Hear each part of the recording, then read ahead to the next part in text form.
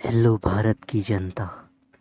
आज की कहानी है दुनिया के सबसे बड़े फिल्म स्टूडियो परिसर की, जो स्थित है भारत के राज्य तेलंगाना की राजधानी हैदराबाद से मात्र 25 किलोमीटर की दूरी पर नलगोंडा मार्ग में अब्दुल्लापुर मेट पर the famous Ramoji film city.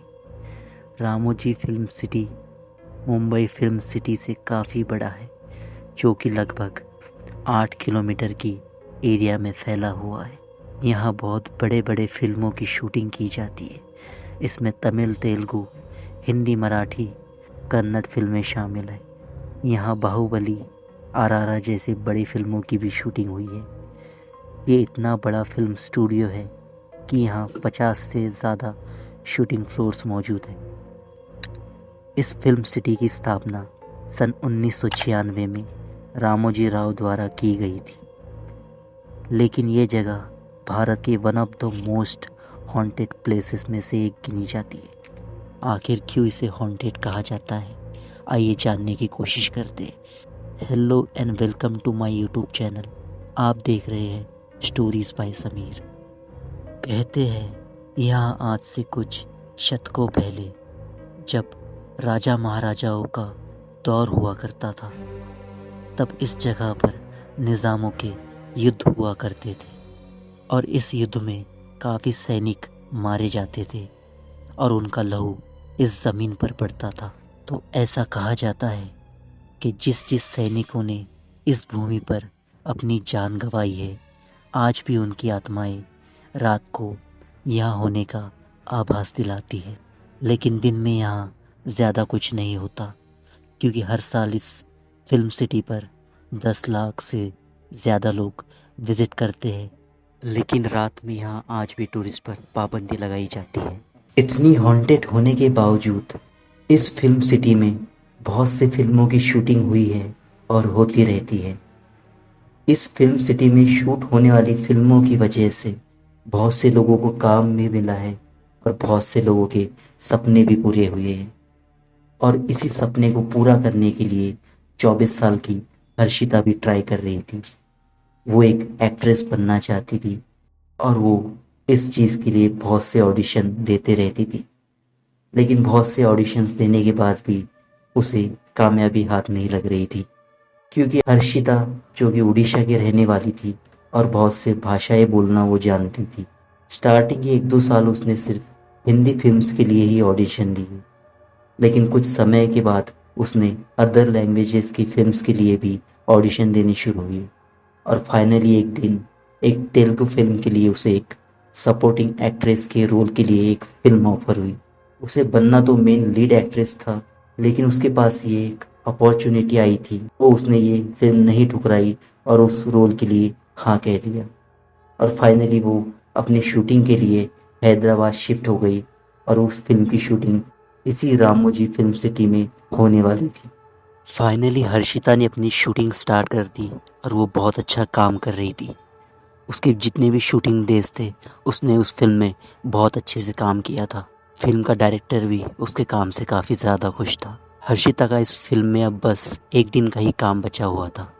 उस दिन उनकी फिल्म का शूट शाम से लेकर रात के 11 बजे तक होना था, लेकिन बहुत से टेक्निकल इश्यूज आ रहे थे, इसलिए शूट होने में डिले हो रहा था। सारे एक्टर्स भी अपने अपने ग्रीन रूम में बैठे हुए थे, क्योंकि जो सीन शूट होने थे उसके लिए कुछ अरेंजमेंट ठीक नहीं बैठ रही थी। डायरेक्टर भी थोड़ा बहुत परेशान था, लेकिन उसने डिसाइड किया कि हम दूसरा सीन शूट कर लेते हैं। फिर उसके बाद डायरेक्टर मेन लीड एक्ट्रेस और मेन लीड हीरो के साथ एक सीन शूट करने वाला था। उसमें हर्षिता की ज़रूरत नहीं थी, इसलिए वो अपने ग्रीन रूम में बैठी थी। उसका सीन अगला होने वाला था। रात के करीब 11 बज चुके थे, लेकिन उसका सीन अभी तक शूट नहीं हुआ था। वो रेडी होकर अपने मिरर के सामने बैठी हुई थी और अपने लाइंस रिहर्स कर रही थी। लाइंस रिहर्स करते करते हर्षिता की नींद लग गई और वो सो गई। वो सो रही होती है, लेकिन तभी अचानक एक शीशा टूटने की आवाज़ आती है। हर्षिता उस आवाज़ से एकदम डर कर उठ जाती है और उसकी सबसे पहले नज़र अपने ड्रेसिंग मिरर पे पड़ती है। लेकिन ड्रेसिंग मिरर सही सलामत था। इसलिए वो अपने ग्रीन रूम में देखने लगती है, उसे चीज़ गिरकर टूट गई है। हर्षिता वो चीज़ ढूंढ रही थी, तभी वो एक अपने रूम में रखे हुए ग्लास वास के पास आती है, और वो वास ऐसे रखा हुआ था कि उसके छोटे से मिरर में उसका ड्रेसिंग मिरर आसानी से दिख रहा था।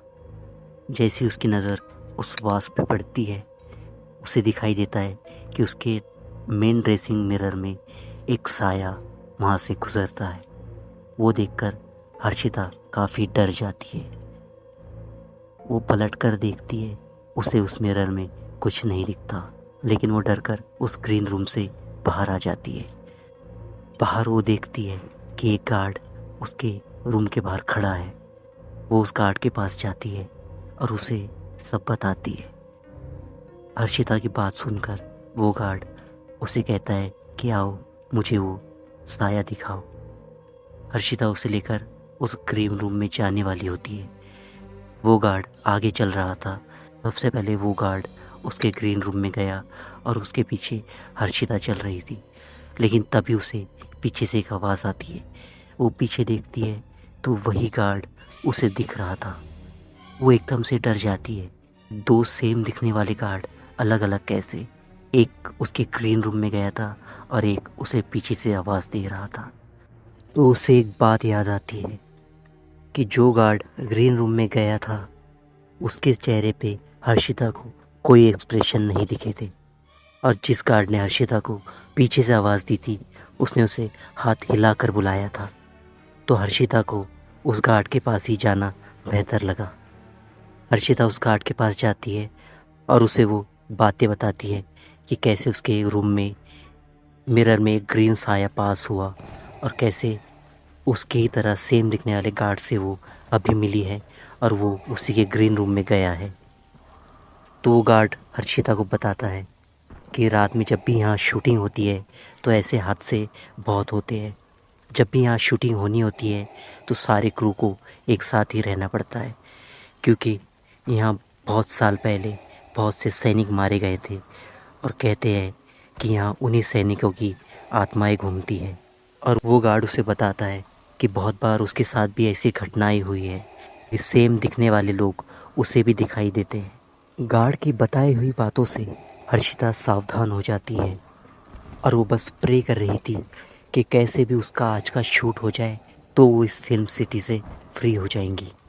फिर वो उस गार्ड को कहकर बाकी टीम के पास चली जाती है और वो अपने सीन के लिए वेट करने लगती है सबके साथ। फिर जैसे ही हर्षिता का सीन आता है वो कैमरे के सामने जाकर फिल्म की हीरोइन के साथ खड़ी हो जाती है और अपने सीन स्टार्ट होने का वेट करती है। और फिर फिल्म का डायरेक्टर एक्शन बोलता है और हर्षिता अपना सीन परफॉर्म करने लगती है। वो अपनी लाइंस किसी एंशियंट उर्दू में बोलने लगती है। वो फिल्म तेलुगु थी लेकिन हर्षिता एक एंशियंट उर्दू बोल रही थी। इस पे डायरेक्टर कट बोलता है। फिर फिल्म का डायरेक्टर उससे बोलता है, ये क्या कह रही हो हर्षिता, तुम्हें लाइनें तेलुगु में बोलनी है, उर्दू में नहीं। फिर वो दोबारा सीन शूट करते हैं और फिर से हर्षिता वही गलती करती है। इस पे डायरेक्टर उस पर चिल्ला देता है और फिर से सीन स्टार्ट करता है। फिर से हर्षिता बोलती है लेकिन इस बार वो ठीक बोलती है, लेकिन इस बार फिल्म की हीरोइन उर्दू में बोलने लगती है। तब डायरेक्टर को और गुस्सा आता है और वो उन दोनों पे चिल्लाता है। फिर डायरेक्टर फिर से सीन शूट करने के लिए एक्शन बोलता है और इस बार हर्षिता और वो हीरोइन एक दूसरे से आपस में झगड़ने लगते हैं। उनके चेहरे पे एक बहुत ही डरावना गुस्सा था और वो एक दूसरे से ऐसे लड़ रहे थे मानो एक दूसरे से युद्ध कर रही हो। डायरेक्टर और बाकी टीम मेंबर्स उनकी इस लड़ाई को देखकर बहुत ही शॉक हो जाते हैं और उन्हें छुड़ाने की कोशिश करते हैं। और जो लोग भी उन्हें छुड़ाने जाते हैं वो दोनों उन पर भी हमला बोलने लगती है। कैसी भी तरह उनकी टीम उन पर काबू करती है और उन दोनों को अलग करती है और उन्हें होश में लाने की कोशिश करती है। और जैसी वो झगड़ना बंद करती है एकदम से बेहोश हो जाती है। और फिर फिल्म का डायरेक्टर अपने मॉनिटर में देखता है कि आखिर हो क्या रहा था।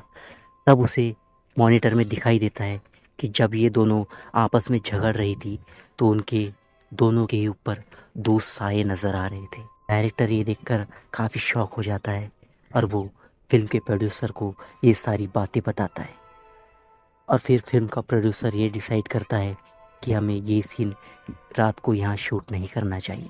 और उसके बाद वो सीन हर्षिता रोज हीरोइन को किसी और लोकेशन पर शूट करवाते हैं।